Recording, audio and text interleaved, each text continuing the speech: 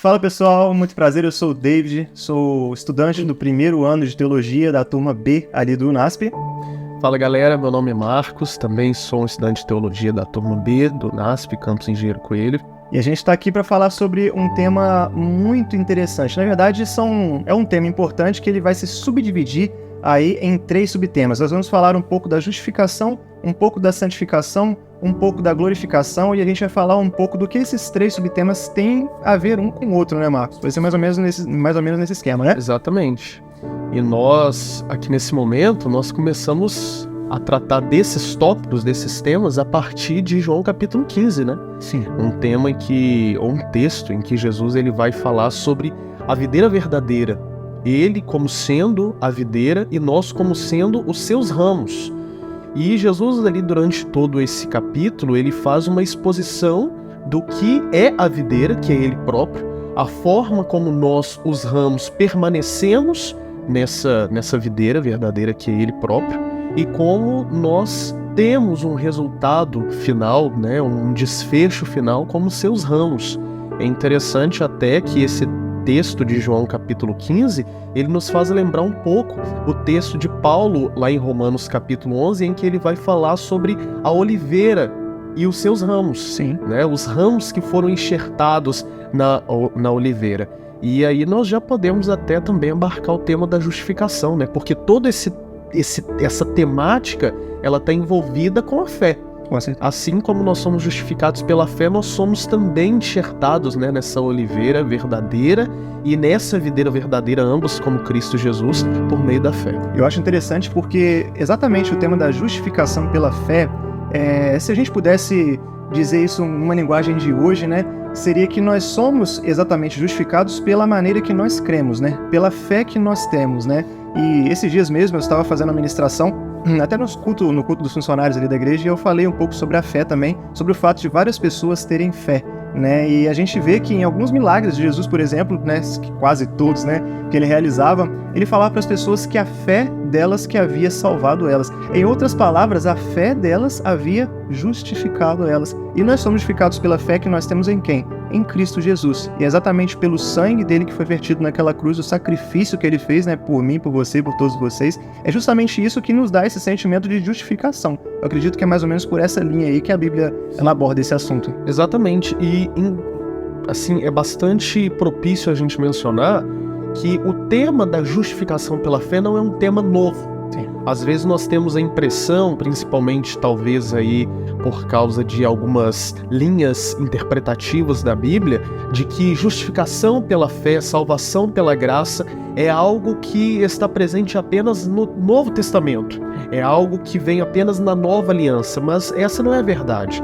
Nós vemos que desde o Antigo Testamento as pessoas foram justificadas e salvas pela fé na graça de Deus. Isso mesmo acaba quebrando uma teologia que muitas denominações acreditam, que é o dispensacionalismo, né? Exato. Que Deus ele trabalhou ali em aproximadamente 7 dispensações diferentes. É como se Deus, em outras palavras, ele agisse, ele tivesse um caráter diferente em cada uma dessas dispensações, em que em um período ele salvava pelas obras e outro período ele poderia salvar pela graça, e a gente vê que a Bíblia não dá suporte para isso. Alguma. Então a gente percebe que a justificação pela fé, ela é um tema muito importante, a ponto de João Calvino ele dizer que é a dobradiça sobre a qual se move e se desenvolve todas as demais doutrinas cristãs.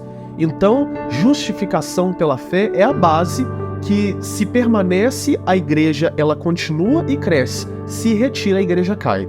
Então, a própria irmã White ela também vai dizer que a mensagem do terceiro anjo é uma mensagem de justificação pela fé. Então a forma como nós somos declarados por Deus salvos, a forma como nós somos declarados por Deus perdoados e somos por Ele inocentados, não é pelo que temos ou pelo que somos, mas é pelo Cristo que nos substituiu, que verteu, como você disse, né, o seu sangue por nós, e em quem nós depositamos a nossa fé. Exatamente. Né? E muitas pessoas acabam levando isso para o outro lado, né? Se a gente acredita que nós somos justificados pela fé que temos em Cristo Jesus, então quer dizer que a gente pode ver da maneira que a gente quer?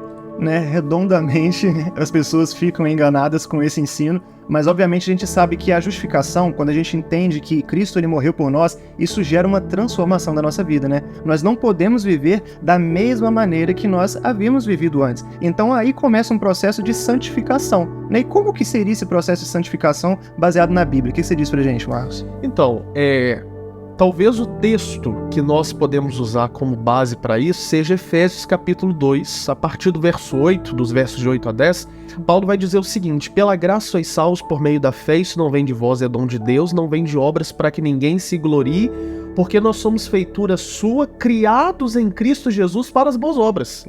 Então, as boas obras, a santificação, é um resultado natural da justificação pela fé.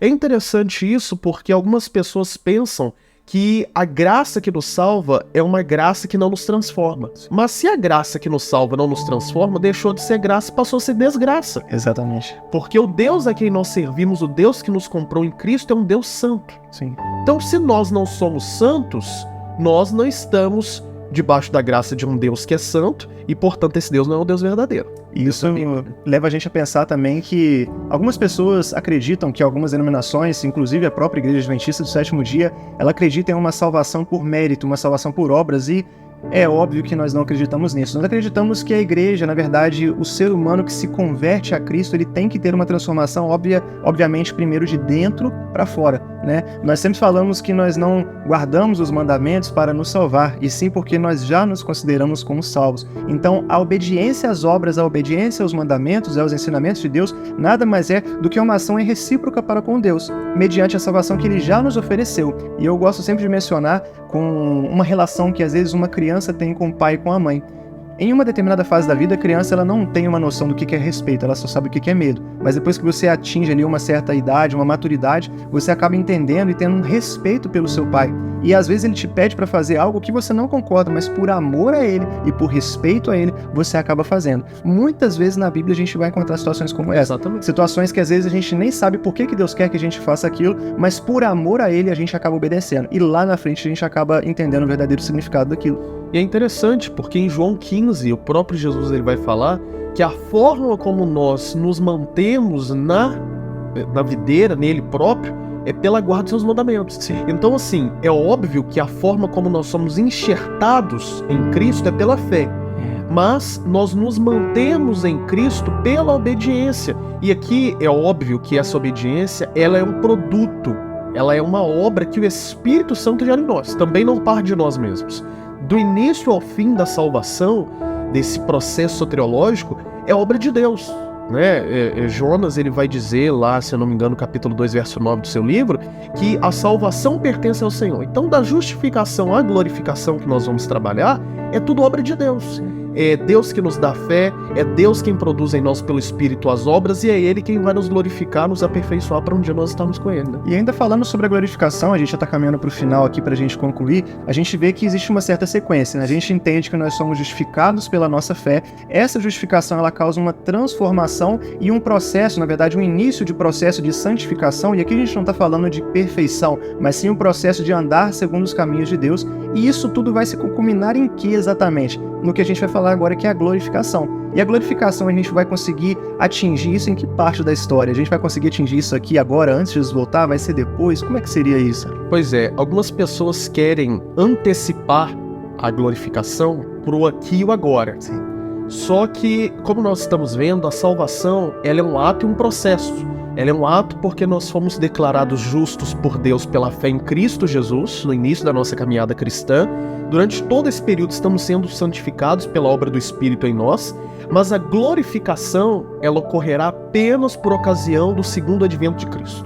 Então apenas quando Jesus voltar, e de acordo com 1 Coríntios 15, 1 Tessalonicenses 4, nós seremos transformados, os mortos serão ressuscitados, os vivos serão transformados e ambos serão arrebatados, serão trasladados para encontrar com o Senhor nos ares. Perfeito. Então é nesse momento que nós seremos, então, glorificados. A glorificação é uma obra, portanto, escatológica futura, né? Apenas no final, quando Cristo vier. Então a gente pode resumir toda essa história dizendo que tudo isso, obviamente, faz parte do processo de salvação divino para com a humanidade. A gente entende que, de acordo com toda a história da Bíblia, né, Jesus, Deus, o Espírito Santo, eles prepararam um processo para que nós, vocês, todas as pessoas do mundo, tivessem, na verdade, uma oportunidade de se salvar. E esse processo começa primariamente com a justificação, pelo fato de nós entendermos, né, que nós somos justificados pelo sangue de Cristo, e logo depois de entender isso, a gente começa um processo de santificação. Nós começamos a obedecer mais os mandamentos de Deus, a lei de Deus, mas não com o intuito de salvação, mas sim com o intuito de gratidão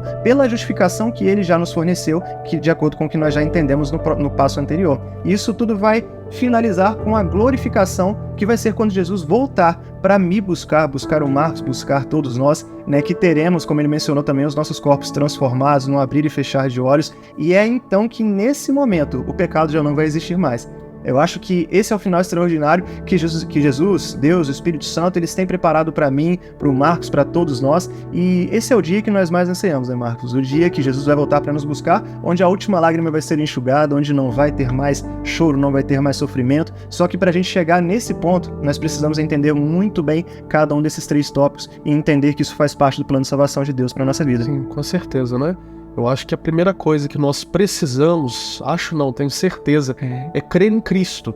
Se nós queremos ter uma vida de santificação e queremos estar prontos para sermos glorificados quando o Senhor vier, nós precisamos hoje crer nele como nosso único e suficiente Senhor e Salvador, né? Não existe outro meio e não existe outro nome e forma de sermos salvos que não seja a pessoa e a obra de Jesus Cristo. Pois é, então é isso, pessoal. Esse foi o nosso vídeo falando sobre esse tema aí que foi dito na capela também, né? Numa das capelas que a gente teve ali na Faculdade Adventista aqui, do NASP Engenheiro Coelho. E agradecemos a vocês aí pela audiência, diretoria da faculdade, etc. E outras pessoas também que vierem a ver esse vídeo. Um grande abraço para vocês, até mais. Até mais, que Deus abençoe a todos vocês. Tchau, tchau.